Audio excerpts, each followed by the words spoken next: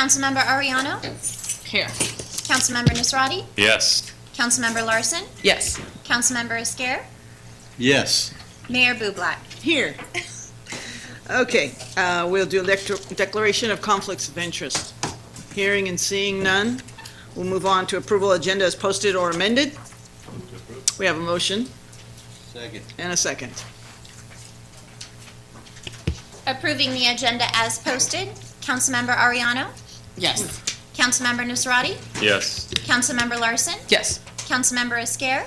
Yes. Mayor Bublak? Yes, passes 5-0. Public participation this time is limited to 3 minutes for people. I have one that will be for specifically public participation. And Ari Ruffton, please.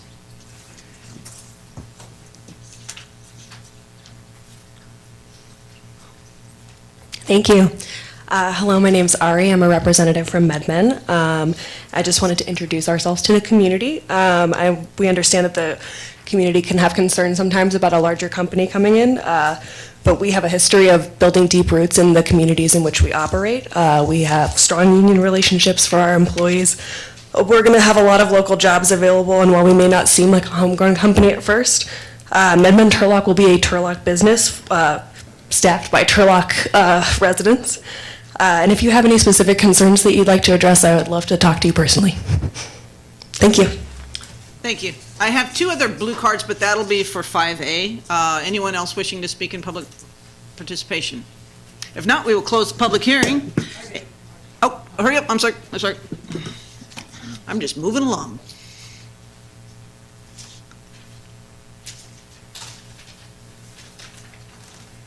So just before, if it's on the cannabis selection process, we're going to do those at 5A. Are we? Okay. Yep. I apologize.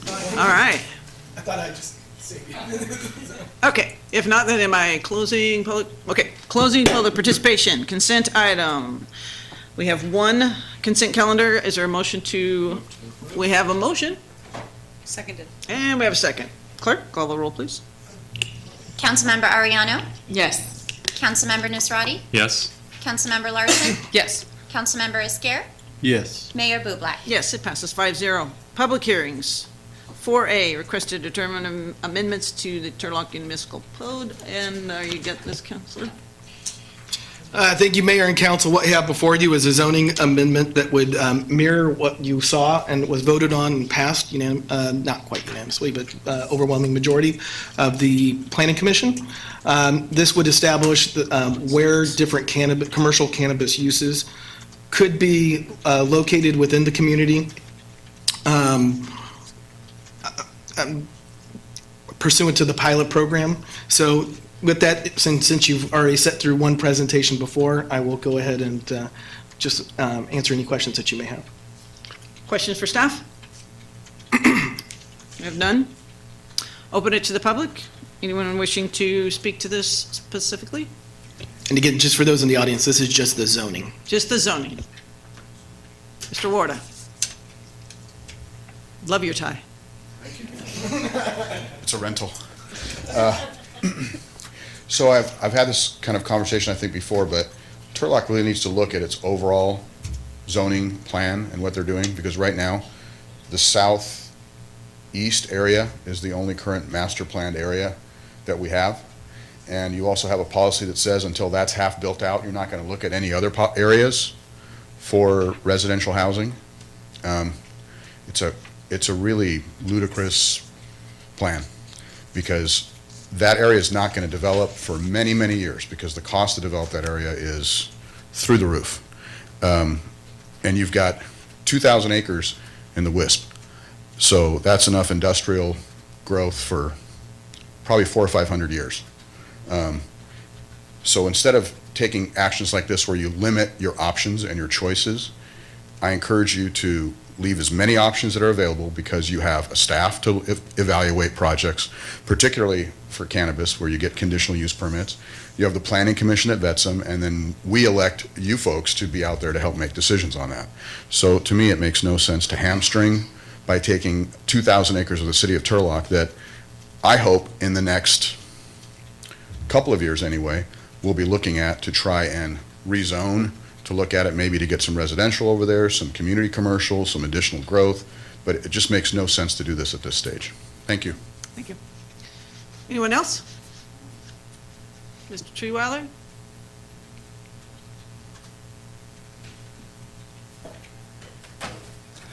Mayor and council, I took a trip to Iowa to visit relatives there, and I viewed this meeting from the senior center in Iowa City, one of the meetings that took place last week.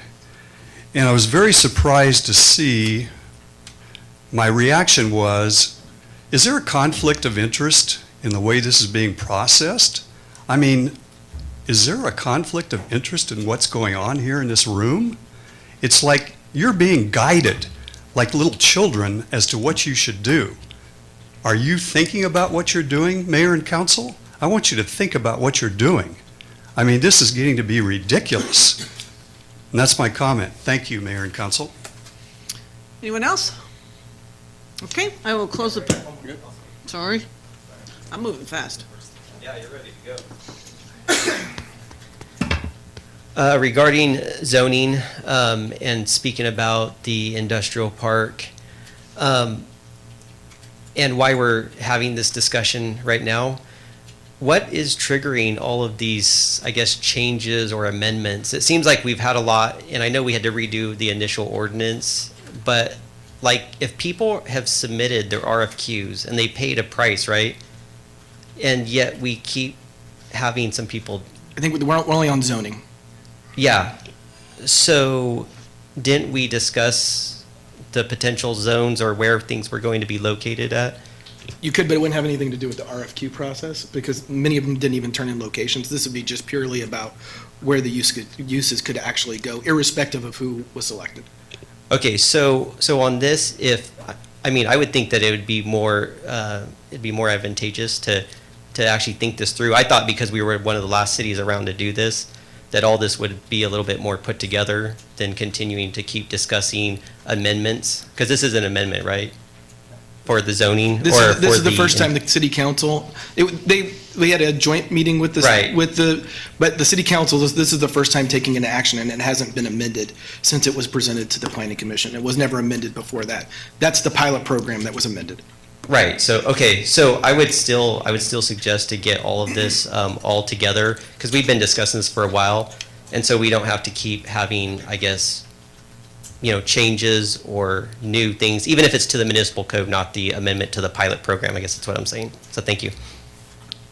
Anyone else?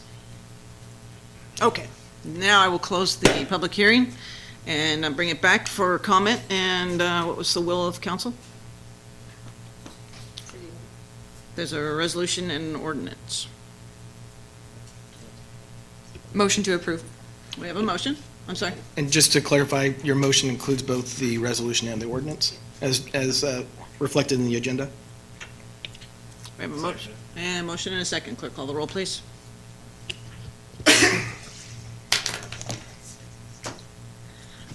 Give me 1 second.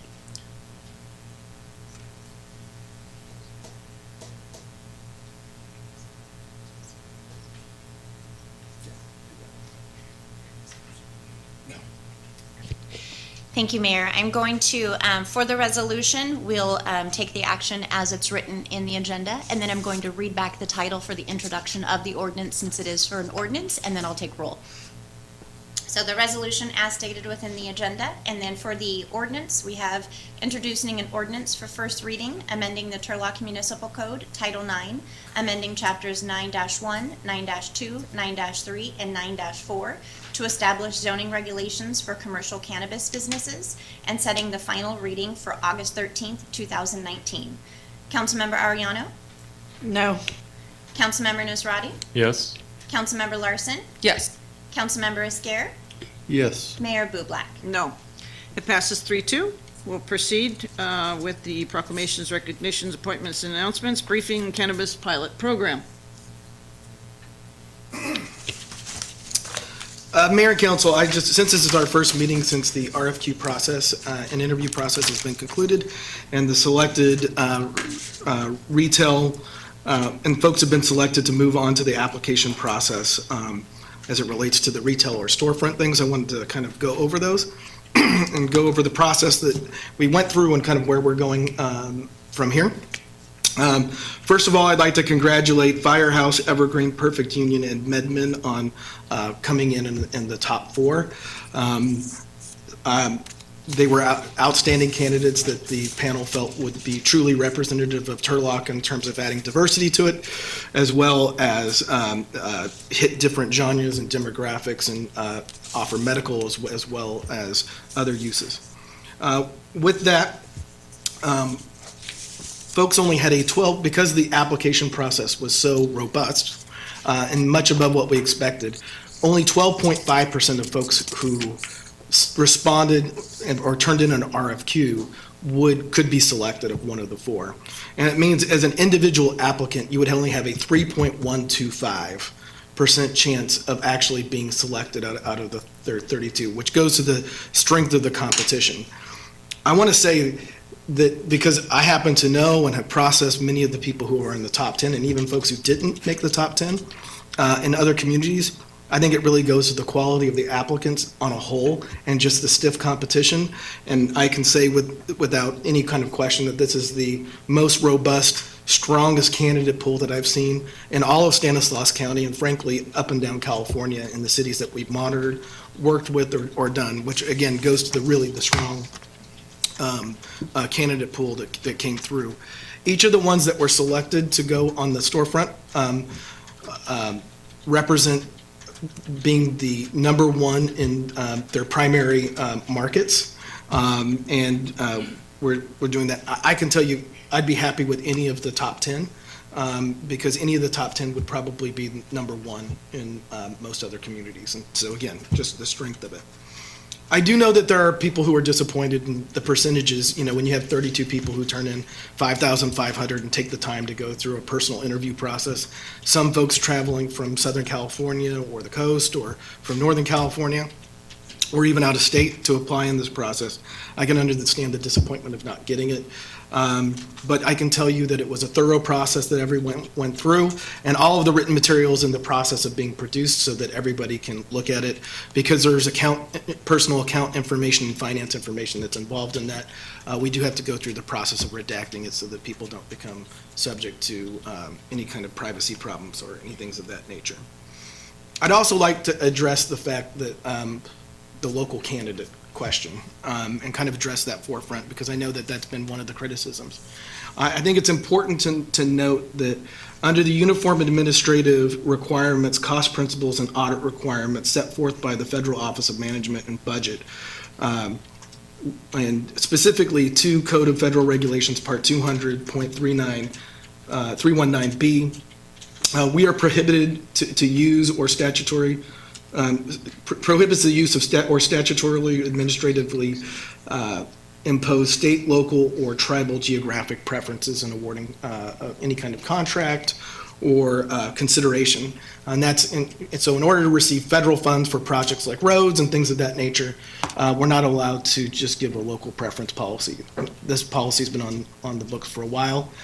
And what I can tell you is that as much deference as can be given legally to folks who applied who have Turlock community, that deference was given, but in order but we are not allowed to give specific preferences to folks who emanate from Turlock based off of the fact that we've received federal monies for roads and other projects, CDBG money, things of that nature that involve federal grants and monies. And so what you see are in the selection committee's request, the best of the best. Does that mean that those 4 will be selected? I mean, or will ultimately be entitled to build their projects? No. I mean, as an example, the next step, so what we've gone through is people have turned in business plans, supportive documentations, and we've gone through the RFQ process. There's 10 folks who are businesses that want to do things other than retail storefront, and those will be moving through the process starting in the coming weeks with the Planning Commission first. And then the 4 selected folks on the retail storefront will be able to begin that process for those storefronts. If they aren't able to locate a location, if they don't pass their background check, if their information in their written documentation and representations turns out to be untrue, they will be disqualified, and the next business in line, which would be one of the 6 that's listed alphabetically in the top 10, would move into their spot and then would be processed in that order.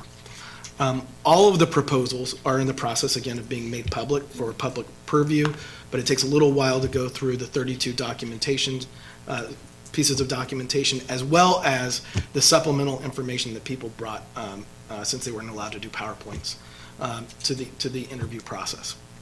So with that being said, I'm happy to answer any questions that you have, but I wanted to answer the question that seems to be coming up over and over again about local preferences and the limitations that we operated within. That being said, we followed the process that was outlined and presented in 2 council meetings. One in the RFQ and was discussed in the question and answer process as part of the RFQ. As well as the process that we've followed in every other city that we've done this in, which is 9 in total now, with the exception of Atwater. And the reason we didn't do it in Atwater is there was no limitation. So with that, I'm happy to answer any questions council have, and it looks like there might be a few people here who want to make a comment, and happy to address those questions when they come out.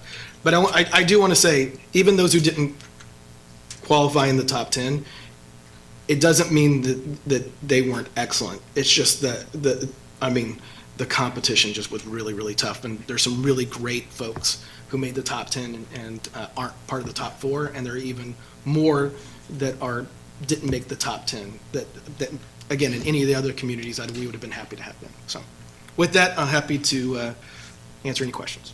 Questions for staff? We reserve our comments till after public comment. Sure, we're not going to be voting or anything, so. Okay. And I should say, when I say local, I mean Turlock specifically within the city limits. It would be a much different thing if I used Stanislaus as the county as the term local or something different than that. Okay, so you guys are going to wait? Okay, we'll open it to the public. I have some blue cards here, so Harpreet Singh.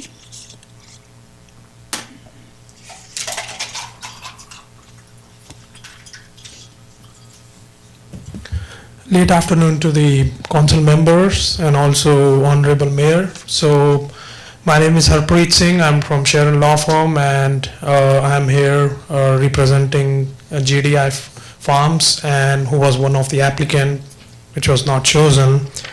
So just want to address few things as mentioned about, I think, local. So our client have also presented RFQ, and so the main selling point of our client was that our client has uniqueness in terms of product, because our client's product is organic and it also kosher certified, which is, I'm not sure, I think any other applicant were able to provide that kind of product.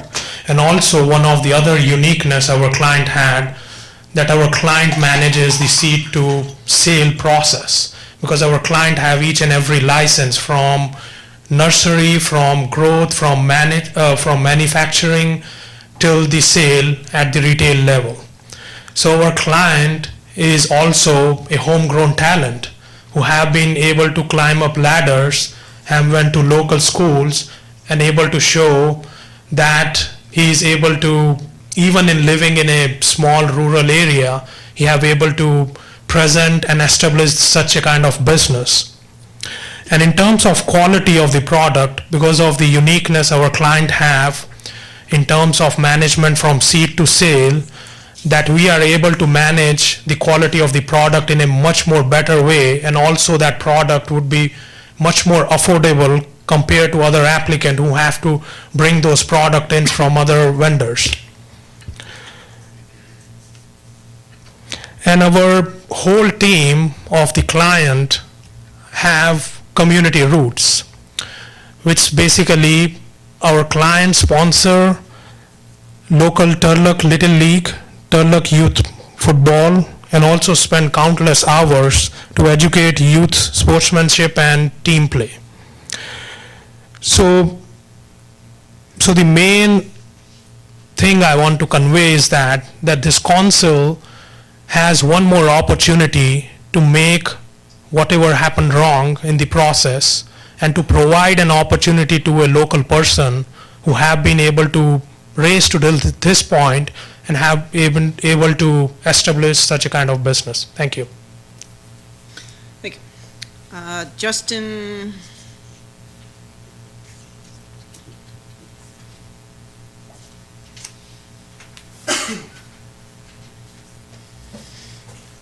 Evening, Mayor, City Council. My name is Justin Danner. I'm here today speaking on behalf of the People's Remedy. We are also one of the applicants who applied for a retail position here in the city of Turlock.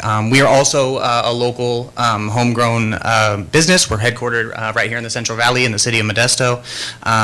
Just here to raise a couple of concerns sort of about the process, I guess, in which the selection was made and sort of how everything went. Understanding sort of the local preferences as far as, demographic and where people are from, I think it's also worth looking into, as Mr. Singh said, ties to the community and how these businesses have kind of contributed to local organizations and those sort of things. And I think that's something that many of us who come from the Valley have taken a lot of pride in kind of contributing to our communities and making sure that we are, upstanding businesses and doing things the right way and contributing to our homes. So I want to talk about so in addition to the fact that 3 of the 4 businesses that were selected are not headquartered locally, we did notice as well in the RFQ there was a request for presentations to be 20 pages or less. Notably, all 4 of the applicants that were chosen have gone over that page limit, some 5 times as many. So I think that kind of raises a little bit of a disadvantage for some of us that maybe tried to follow some of those guidelines a little more closely as well. So that's something that we wanted to kind of bring up and talk about.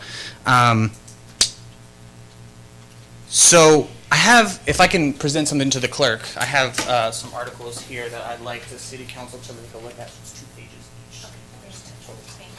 So we'd like the city to consider these. So there are, one of the businesses that were chosen, this is an article from CNBC about they're actually a publicly traded company, and so you can look into their financials. I won't go too deeply into that, but this article briefly states sort of some interesting facts about their financial position and sort of the direction in which they're headed. And I think it behooves the city council to kind of take a close look at this and understand that, if this is a new business here in the city of Turlock, and this is something that we're introducing to the community, that we may want to do this in a way that is a little more sustainable and perhaps, just thoughtful in terms of, the financial positions of some of these businesses and their longevity within the community and their ability to sort of, to last and to be here in 10 years. Mm-hmm. So we strongly feel that the RFQs should be reconsidered perhaps by city council. We do think that having, publicly elected officials reviewing these RFQs is probably the most accountable way to make sure that things are being done in the best interest of the city. You all have the closest ties to the people that really live here and understand the issues in your community. And so in that sense, we feel, the city council may want to take a look at possibly reviewing the RFQs themselves and kind of looking at this process.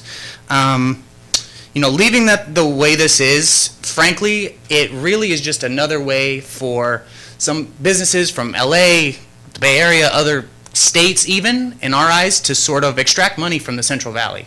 And this is something that we would like to see homegrown stay here and to see our revenue stay in the area. So thank you. John Kelly?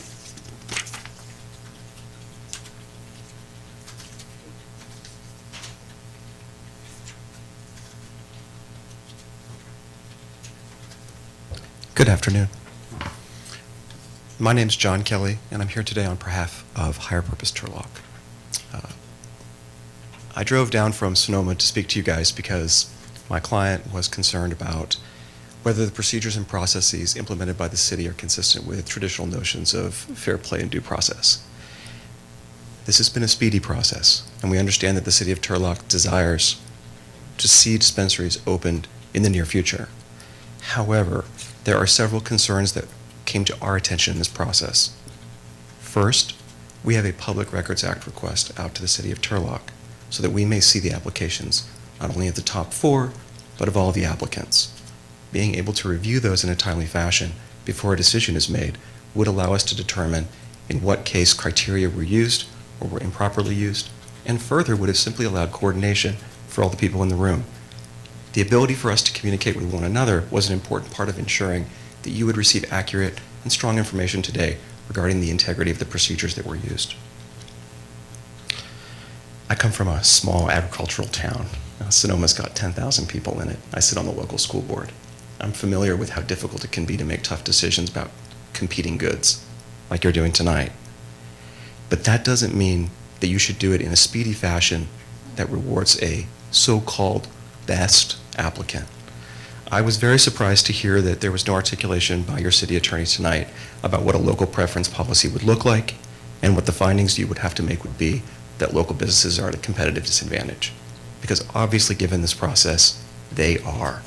The applicants coming in were cited in a recent newspaper article as being the ones with very deep pockets, a classic characteristic of a competitive disadvantage for a local entrepreneurial business. It does not appear from the surface that your process adequately considered whether your local businesses are at a competitive disadvantage. And certainly going forward, I think you want to ensure that your local businesses continue to thrive and grow. And I don't mean that as a pun, given the subject matter. Our application, which was in coordination with the Teamsters, was one of the first in the state that would have ensured that these jobs would have gone to well-paid union members, ones who had received education as apprentices, ones who would have been able to take that credential and invest in themselves and their own education and invest in their community. It would have ensured high-paying jobs in the long run for your community. Instead, there's the potential for a deep-pocketed outside firm that will instead come in and make sure that they hire at the lowest possible price. Finally, our application was in conjunction with cultivation here in Turlock. Let's make sure that the entire supply chain is here in the city to make sure as much value from these businesses is captured locally. I thank you for your time, and I wish you the best in considering this tonight. Thank you. Zach Driven?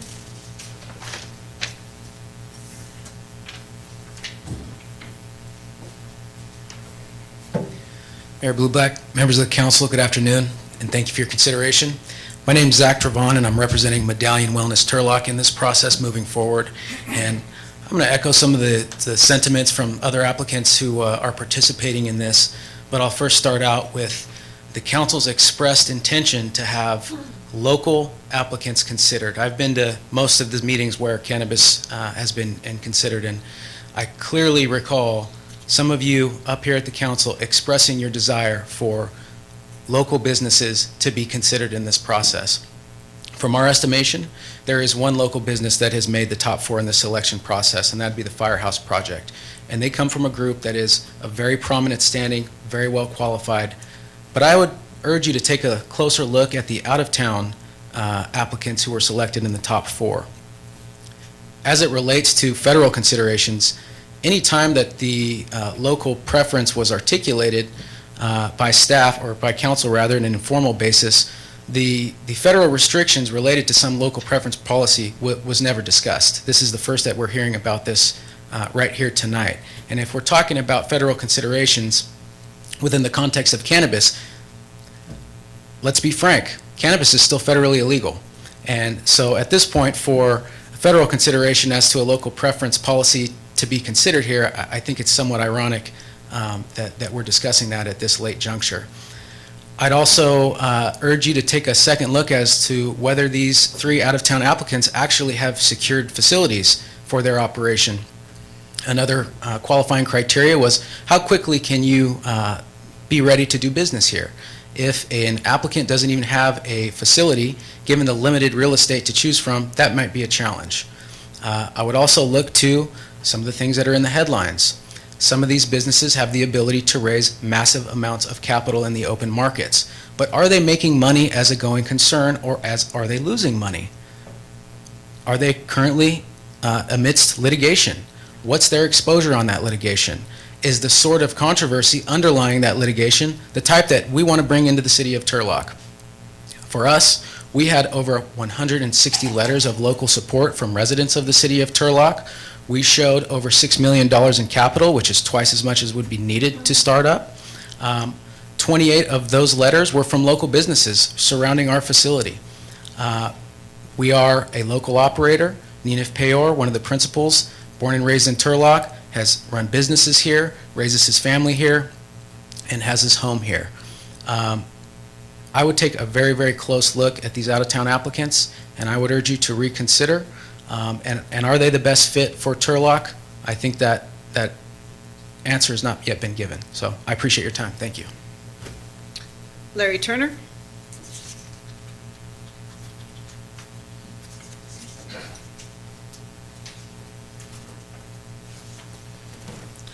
Hello, Council, Mayor. My name's Larry Turner. I had some questions regarding the process, and I could have missed this during some of the council meetings. I came to all of them. But how was it decided, the process of having 3 people to do the interviews? And my other question is, how was those 3 people chosen? And somewhere that can come out. If I look in the process of the RFQ, one of the things, and I know we just heard how the city cannot have preferential treatment people from the city, but it said in here, business is how can they become an integrated part of our community. Another part was a model commitment to support the city's economic growth and prosperity. That's a couple things that was in there. The other is, and it's been mentioned before, the number of pages. We talked 20 pages, you could put few other pages in there, but all 4 of the top ones, one of them was 106 pages. And how I read the RFQ policy was that if you're over 20 pages, we're not going to look at it. We take the time to do it. Someone took a lot of time to read that 106 pages. Okay. The other thing is the people out of the community, especially out of state, there's going to be profits brought in, and we can look at local people having jobs here, but when those profits come in, are those profits from those companies going to be spent here in Turlock? We're looking for the money to continue growing here in Turlock. Turlock's a big point. I've been here for over 35 years, and I thought I was for the cannabis project, and I still am, but I think we want to keep as much money as we can here.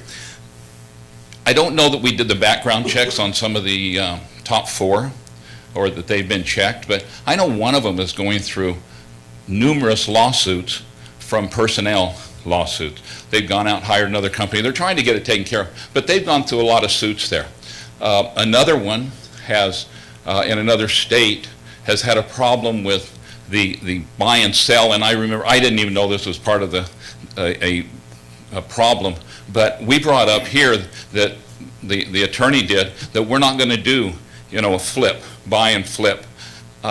This one company that's in the top 4 was known out of state. They were having problems, and they stopped it, but they were buying and not flipping, but they had gone around the law to do a management program of some kind where they could actually almost sell it and the first owners, but they were getting around that. I would hope that we've looked at our policies to take care of any sidesteps in that. That's all I have to say. Thank you. Devin Stetler?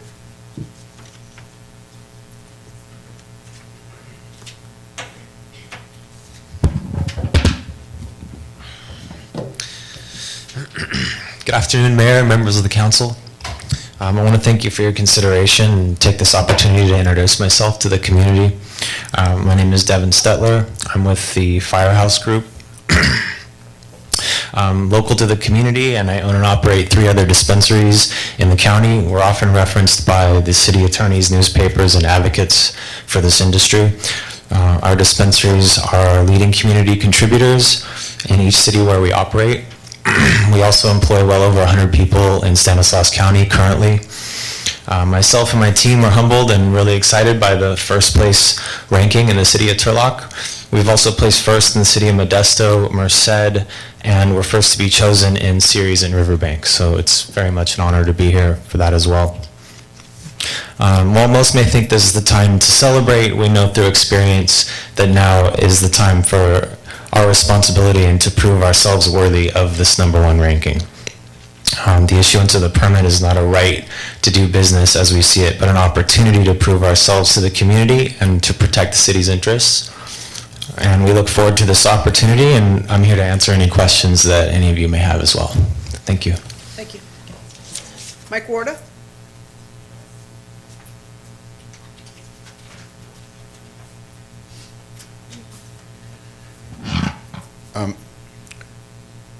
I think the overall selection process wasn't really a problem as long as, at the end of the day, the financials are supported. And so I ask you to just make sure, because these are very valuable, it's a very valuable asset that you're granting to 4 different businesses in the community.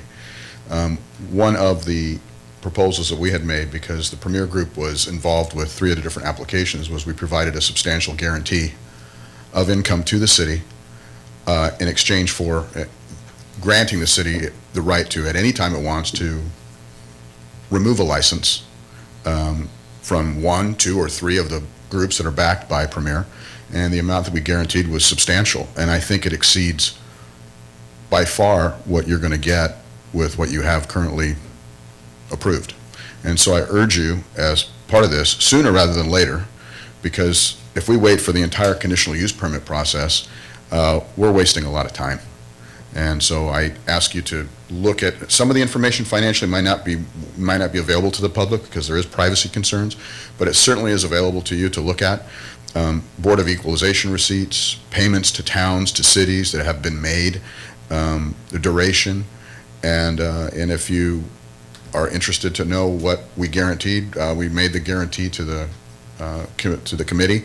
I don't know that that was ever presented or will be presented based on where we are now. Yeah, I mean, we basically guaranteed $2.25 million in revenue to the city for the 3 different operations that we had. And if we don't hit that revenue basis, any 1, 2, or 3 can be taken away at any time the city wanted to do that. So, and we've also, I believe, provided the financial basis to support those numbers.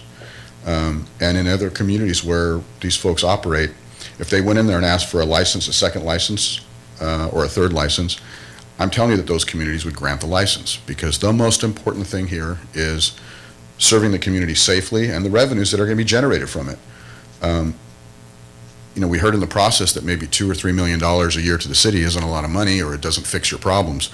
I think it is a big fix. I think it's a big help, and I've been saying this for 18 months.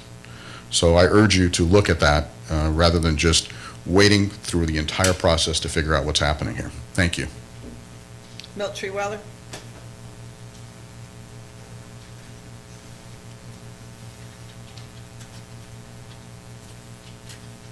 Mayor and Council, again, I urge you to slow down. There's no rush on this issue. We don't have to push this through immediately. I want you to think about this. I have 3 questions for Attorney White. Number 1, you stated that we made this if we made this local, the city would not qualify for federal funds. Could you back that up with information, Attorney? That's my first question. And by local, later on you stated, second, you said that local meant City of Turlock. So if we restricted this to the City of Turlock, that would disqualify us from funds, but then you said Stanislaus County, and you can go back and listen to the recording, Stanislaus County would not qualify as local. So it sounds to me like we can make this local and not necessarily have to have it state just Turlock, City of Turlock. It could be this area, local area. Third, how did this selection process work? Who on our staff would have enough time to review all of this information? Hundreds of pages of information? Our city attorney, our city manager is going to have time to do that. Michael's going to have time to do that. Marion's going to have time to go through all of this paperwork and process all of this at one time. Mayor and Council, please think this through carefully. Thank you. Anyone else? Mr. Franson?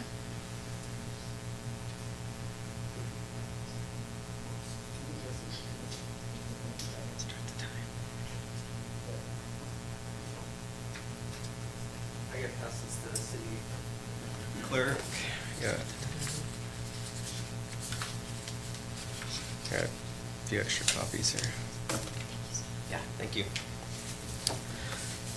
So through this process, I've heard some focal points, and a couple of those were with consideration to local, and then also a focus on a quality operator who could possibly generate the most revenue for the city of Turlock and our community.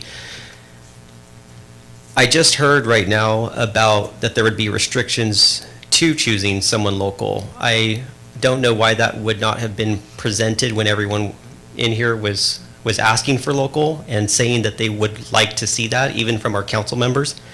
And then also, as far as the revenue goes, I had sent over several emails trying to get copies of the RFQs, and I spoke about this in the previous meeting today, and I wasn't able to get those. And I was told at the beginning of last week it'd be the end of last week, and I'd never even got a response when I asked at the end of last week. And then when I finally did get an email from the city, it was just a link to the top 4 on the city's website. But I was asking for all of them because we made such a focal point about the revenue, and I started hearing about other options out there, and one was just mentioned about this guarantee of about $2.3 million. And I started calling around myself, trying to get some numbers, and there were some numbers online, as you'll see before them, as you'll see before you on the top 4 on this sheet. But I just put some numbers together, trying to use what they provided, which is, I got some annual store revenue, I got the number of stores. I also put in the county population that they're in, because it is a county draw, even that was just now said. And then I actually did some math about the revenue per person, and then I used the Stanislaus County population, and then I calculated the dispensary revenue, and I came up with approximately what the city of Turlock would receive. And we can see that there's a big difference between this guarantee that had, like on here, it was option B, Firehouse, Selections, and Dry Lake, and they were going to guarantee $2.3 million. I think because it's been said here that the revenue was a major part of our consideration with local, that I still think that this should have been presented, and this process doesn't seem to be allowing our council, which are like our elected officials to represent us, that you would not have heard this if people weren't up here coming. So it's like we're being tunnel visioned into 4, and I think that this needs to be greatly considered. And again, I think the process needs to be thorough, and I don't see how the city could turn away a guarantee of $2.3 million, and for sure that it shouldn't be considered. So if you could please consider it, I'd appreciate it. And also, I think the public needs to be made aware. Thank you. Anyone else before I close?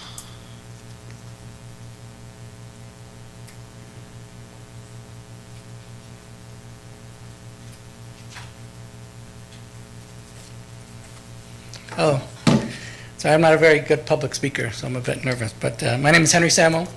I'm a local Turlock resident. The issue we're having is that it seems like the city has set up a roadblock for anybody that's not in the marketplace. The comments in the Turlock Journal made it seem like the bank account was the only thing that was really being considered, with $10 to $100 million in the top 4 companies' bank accounts. We're wondering how people are able to enter this industry if the marketplace will only allow people that are already in this industry.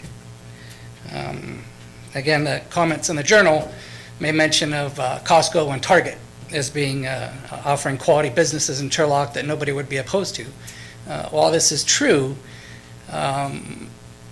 another group of local residents could conceivably open up a shop to challenge Walmart, or sorry, Costco and Target, and the marketplace would decide who the winner is. In this instance, the city government has decided who the winners are. And unfortunately, those are people that aren't currently in this marketplace. Even though our group that we applied, Wild Orchid Wellness,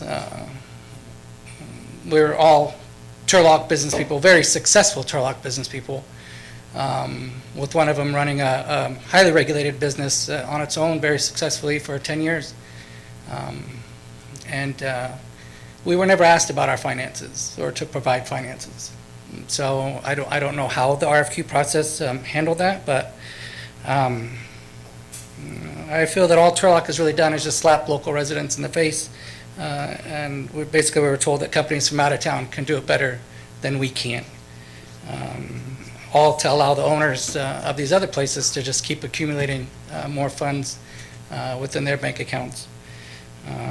I think that when it came time for Turlock to choose who they were going to do business with, they definitely did not select they definitely didn't go with the old motto of try Turlock first. So, thank you.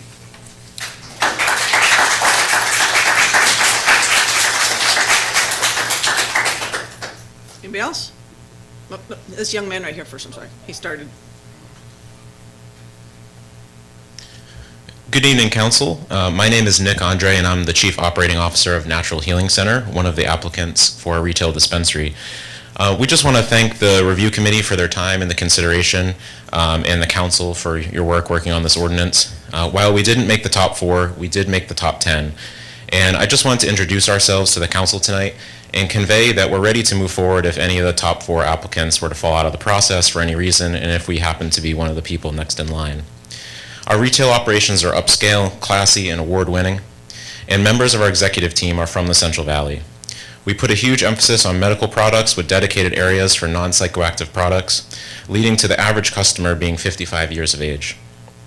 Additionally, our community benefit programs are unmatched in the industry, as laid out in our RFQ.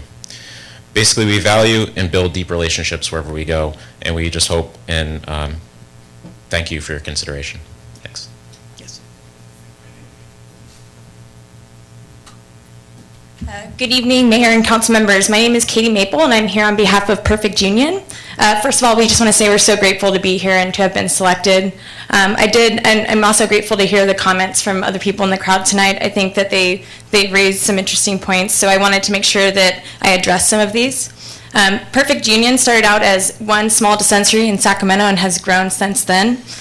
We are the only company that has done a statewide cannabis apprenticeship program with UFCW. We have very, very strong union relationships. All of our employees, whether you are a janitor or a bud tender to the executive team, have health care, have living wages, and we are card check neutral at all of our locations. We also have an internal community benefits committee. So every month we identify in each jurisdiction that we're located in, what are the nonprofits that we're going to give to, and we make significant donations to them. We also work with every jurisdiction that we're in to identify how we can best expend the resources, and that varies from community to community, and so we look forward to being partners with you on that. Lastly, I'll just say that we also have strong ties with law enforcement. So a great example of that is our store in Marysville. They asked us to provide 2 24-hour security guards that are armed, and we've done that even though that's a cost of about $500,000 a year to us, because it's important that we have those relationships. So I just want to open myself up. If anybody would like to talk to me about their questions or concerns, I'm available. Thank you. Thank you. Clayton Taylor?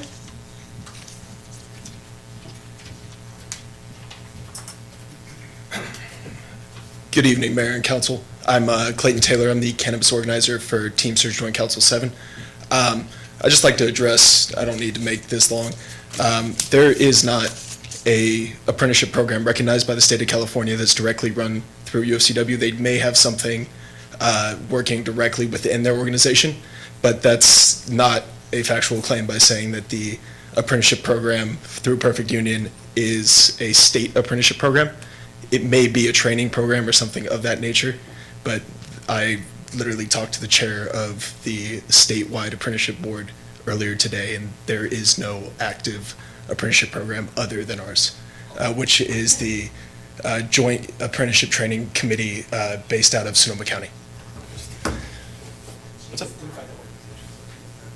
So with the state apprenticeship board, and you're going to have to forgive me because I'm probably missing it, it's Teamsters, the laborers, there's, I don't want to misspeak, but I wanted to say SCIU and a fourth union involved. There's also another representative that isn't directly affiliated with UFCW, and I'd want to be clear that I'm not knocking UFCW's program. I'm sure that I work very closely with them, and I'm sure that they do have something affiliated with Perfect Union, but it is not the state cannabis apprenticeship program.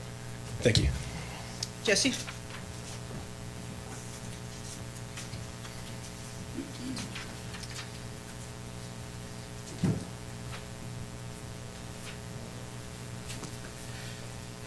Good afternoon, council and council members and Madam Mayor.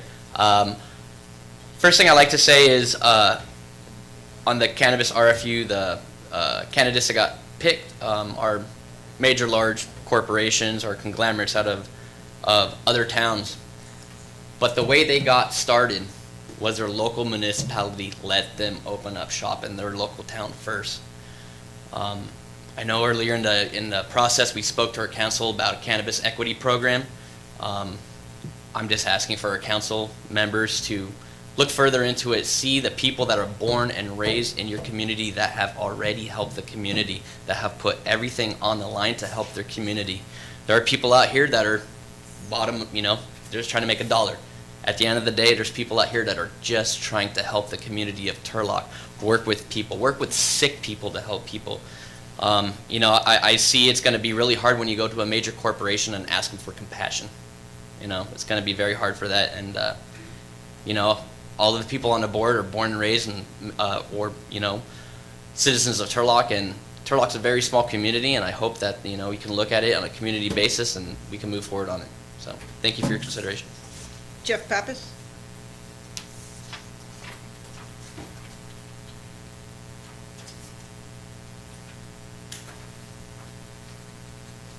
Hello, I'm Jeff Pappas. I know some of you personally. How are you? I'm not a real big speaker. I work for the NFL, and for many years I've lived in this community. I believe in this community. I don't feel that you guys treated us local people fair at all. In fact, I went out of my way to even get a homeless program set up to help Turlock get the homeless. I donate to the homeless myself personally from NFL funds. I do a lot of fundraisers for the schools, every school. You can ask every principal, any superintendent, the colleges, the police department. I raised over $17,000 for them for their canines. I'm doing it again for them. My team is probably the best team I've ever met. And I don't understand, when I spoke to you, Doug, a while back, the very first meeting, the first thing you said is you want a good citizen with a clean background. I felt that you guys ignored that. I have a CCW permit. I'm not a perfect man. And I've done other things for other people on the council. I just don't believe that you gave us a fair shot. I'm not upset with your decision. I just think that you need to reconsider and keep the money here in town. The money that I give out over the last probably 35 years has been millions. I don't know where to start. But I bet you if I tallied it up, and I never kept a penny of it. I made sure that it went to every person that needed it. I had the Oakland A's come down here and give $190,000 to Turlock back in the 80s when we had the floods, so the kids could have wheelchairs and crutches. Now, I'm not saying that me. My team, Mark Garcia, Jesse Johnson, and our attorney that came all the way down from Santa Rosa, and all these fine people here are trying to keep it local. Whether we get it or they get it local, doesn't matter to me, but I don't think you guys treated us fairly. And it took a lot for me to walk up here and say this. And I hope you don't take it wrong. I'm not upset. I'm very disappointed with how this went down. Why are we bringing LA companies into Turlock when we're right here trying to make a living to give back in a bigger way? It just doesn't make sense. You want more money? I can go to the NFL. You know the retired players? They've got millions of dollars. Kyle Turley will put millions of dollars behind us. You didn't ask us for that. I could have really done it up more than what you had come in here. So I don't think it got as deep as it could have. And I think you treat us unfairly. And I hope you don't take it personally, none of you. Thank you very much.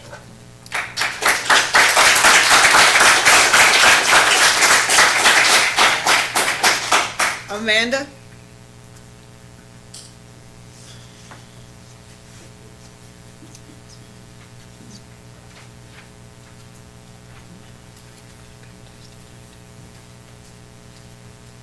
Hi, everybody. I'm part of this community. I live in Denair. I've lived there for 8 years. I love the community that we have. I love the locals that I have watched fight for the last couple of years. I love the locals that we told as Turlock to ban everything. Now that we need money, let's open up the gates. Firefighters especially, I know you guys need money. You have a truck not working. We got all those application fees. Everyone signed in. They now have enough money to have a firefighter and a fire truck working again. We need to start seeing those things.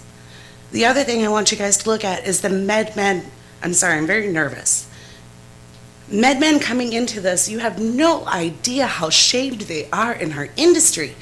I have worked in this industry for a long time now. I know every one of these guys personally. They may not know each other as well as I know them. I'm in their shops every week. I'm in sales. I know how hard they have fought for this and for you to hand it over to freaking Washington. How awful. That's disgusting. I'm out in the community and I hear these comments constantly. I want you guys to hear these comments. I have in front of me something I can read. It's a lawsuit against MedMen. It's disgusting. I can't read it out loud. What the allegations of what they called 7 of their former employees every single day. It's disgusting. And you want them to come here. I also know the customer base here. The customers cannot support MedMen. It's too big. We're local. We're local. You want to make a headquarters out of a place from Washington? We don't have the customer base for that. They'll go under in a minute. The customer base here can spend between $20 and $40 on cannabis for their medicine. You go to the Bay Area, you double that. You go to Sacramento, you double that. They cannot afford it here. They cannot afford MedMen. They cannot afford Washington. They cannot afford to see local people not being treated correctly. Thank you.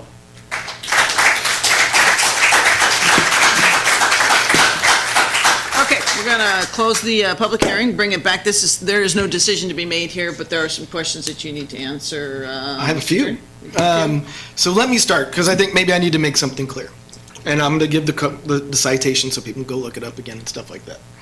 So just to be clear, we gave a tremendous amount of consideration to local preference, as much as we are legally allowed to do, knowing that we want to be able to continue to get federal money for through CDBG grants and through road projects and things of that nature. These are the results with that taken into consideration. There were more people, local folk, or identified local, again, whether local means Turlock, whether it means Stanislaus County, because local means something different to everybody. That's where the definition issue came in. There were more people who talked up that thought it should have gone to them than there were licenses to give out to.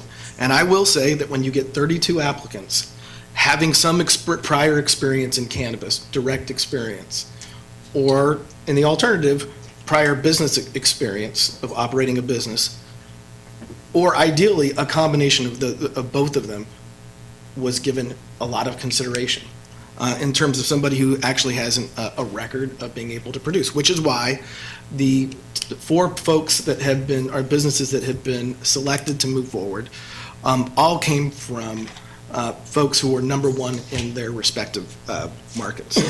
So that being said, some of the questions were MedMen's financials.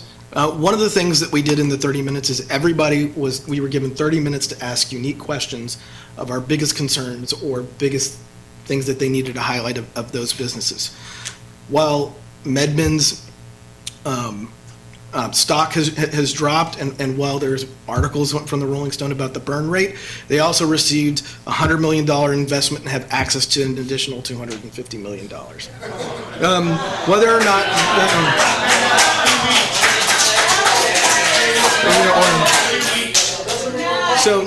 So we can clear the room if you want. So in terms of having the financial viability to operate, they have 30 people who are in compliance, and so there was some assurance go there. Now let me be clear: these businesses have just been recommended to move on to the application process. There is no decision that has been made on any single one of them, other than the fact that they're going to get to move through the process first. If this council decides that one of them is not suitable for Turlock, then that business will no longer move forward and will be removed from the processing department, and then another business will be brought forward.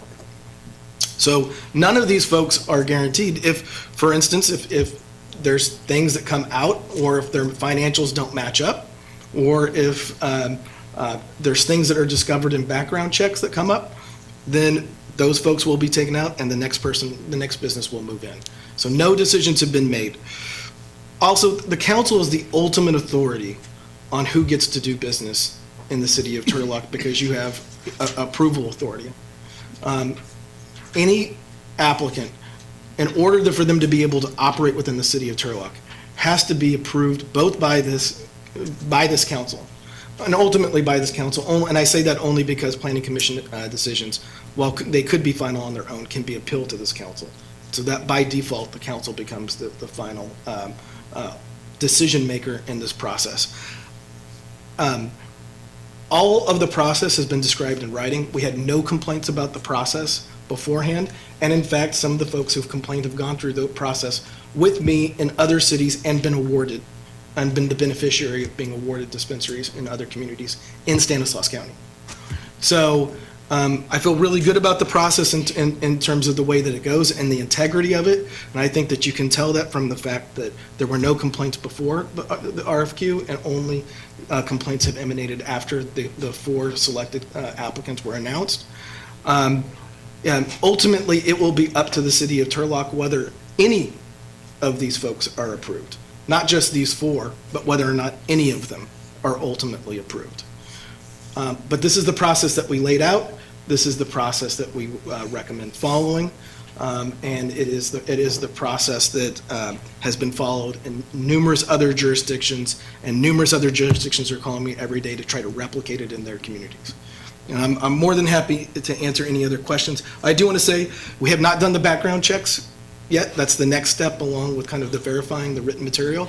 So there's no guarantee. I mean, some of these people who were saying that the process didn't work may be the next applicants in front of you. And, because somebody might get bumped. But, with that, that's how this process works. And it's a process that is evolving, and it's a process that is ultimately controlled with ultimate decision-making by the council. So with that, happy to answer any other questions. Councilmember Stott? Whatever. Yeah, either. So a few things I just wanted to address. Number one, we do not have a fire truck out of service. And Chief Carlson can talk to you about that. There's no fire trucks out of service at all. So that's it. Going through this process, it's kind of been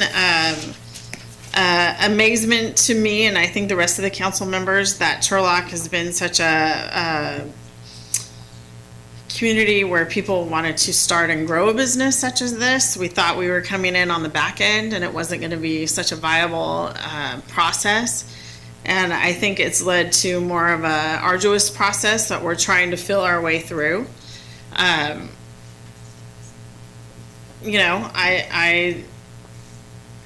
being a business owner myself, I understand, turning in business plans and coming in front of people is tough. And if you're not used to that, then, it could have been a very nerve-wracking process in itself. However, we're trying to figure this out logistically, making sure that our community stays the community of Turlock that we all live and enjoy. And we want to make sure that we're being good partners, and that the people that we select are being the same, or are partners as well. I do have a problem with how fast that we've been moving. This courting relationship has not gone on that long. When you get married, you have a dating relationship. I don't feel like we've dated. I felt like we went from introduction to the altar real quick. So I personally feel like we need to slow down and back up a little bit. I don't feel like the chief has been engaged enough in the process. That's just my personal feeling. He's going to have to be dealing with some of the problems that arise if we don't do this correctly.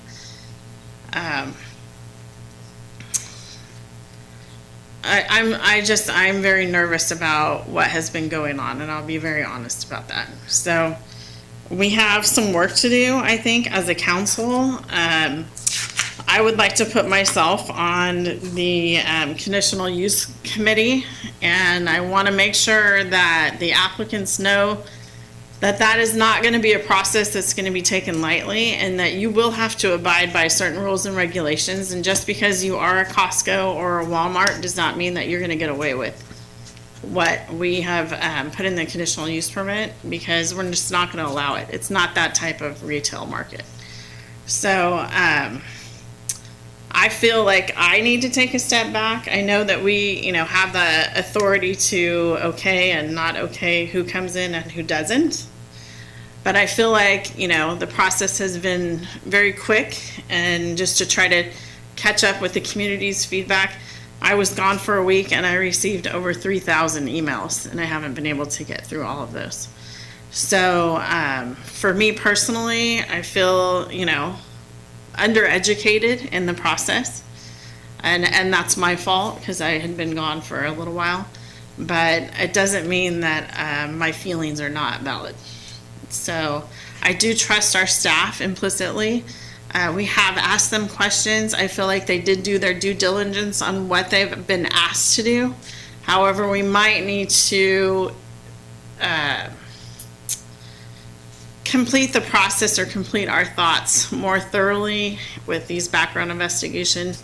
And I do recommend that both chiefs get involved in this process. So that's my comment. I want to thank the staff for going through this process. I know when you have 32 applications for only 4 spots, you're going to be making a lot of people unhappy. But I do want to remind the community that this process is not complete. They, with the information that was provided, have made their best recommendations, and we are the final line of review. All of the considerations that you guys are bringing forward will be considered and factored into our final decisions. I was one of the most vocal during this process about the importance of making sure we're getting local residents the opportunity to compete in this industry. It's a very valuable asset that can make a really big difference to some of the members in our community. And if there are applicants out there that have the ability to compete, they will be given the opportunity to receive it. This isn't a final decision. These are just the top 4. So those in the community that are upset about how this is going, we're not rushing through anything. There are no decisions that have been made. We're going one meeting at a time, and we're not going to rush through and say yes just because we feel like there's a gun to the back of our head and we need to make some money. We're not going to very quickly accept money without a full understanding of how that impacts the residents of our town. I think that it's clear that this conversation, or I hope it is, that this conversation is not over. We now have a list of what a certain number of staff members, and thank you so much for the committee for giving that much time, that much effort to this process, that have decided that these are the ones that they think are most viable based on the criteria we've discussed at the dais. And I think that there's a lot of opportunity to still receive feedback, to hear the community's wants and needs, to have a dialogue with a much more detailed dialogue of what we want to see out of any of these operations during the conditional use permit process. And I wanted to applaud our city attorney for this process and for involving our staff in a fantastic way to make sure that they're doing their job diligently to bring that back to us. I think that we trusted our staff to the level of competency that they deserve. And I have a couple questions, Doug. So I know that the idea of the assertion of conflict of interest was brought up and then the earlier comments. Could you address how this isn't a conflict of interest for any of us at the dais, as well as the ones that were involved in the selection process? So, to be very clear, nobody has a financial interest in, so to get the financial part out of the way, nobody has a financial interest in, that I've been made aware of, and I don't believe that there is, at staff or at this council, in terms of any of the folks who have proposed or were considered through this RFQ process. So in addition to that, all the application fees that have been, or not application, RFQ fees that were collected go specifically just to pay for the time that was taken to reimburse the city for those costs. So as an example, we had 3 days of interviews where staff got on average like 30 minutes lunch. It was not your regular day, it was an extended day, because 2 of the days you had to go through 11 folks, and 1 day you had to go through 10. As well as Thursday and Friday on the weekend leading into that to read all of the written material. So you're talking about basically 5 full days to read that material. So the benefit to the city is that money was used to offset the salary for those folks who whose time was taken on those days. But it's compensation to the city. It's not compensation to any of the folks, or reimbursement for costs incurred in time. So I want to make sure that to kill any kind of rumors, because I heard the same rumor that there is nobody with a financial interest involved at all that I'm aware of. And nobody has even contacted me about the onset. I've heard it's just all allegations and rumors that are completely unsubstantiated. And I take those allegations very seriously. Thank you. Okay, since there's nothing to move, we'll just move on to closed session. Perfect. Is there something you want to announce or just Oh, continuation? sorry. Lost my agenda. Item 6A, public employee performance and evaluation pursuant to California Government Code 54957B1. City manager, this is the city manager's annual evaluation. All right, thank you, everybody.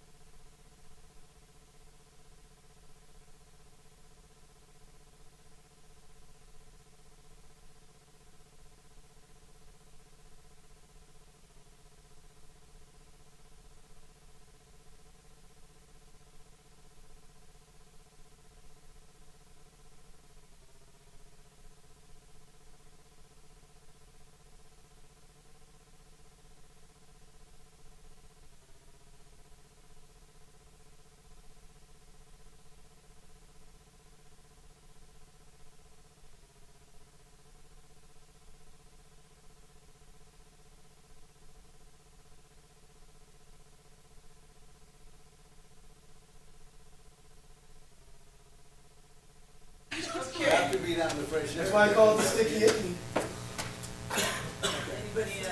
Claiming anything? Want to adjourn back? Reporting out of closed session, direction was given to staff, but there was no reportable action taken. Adjournment? Hallelujah. Amen. Now operates as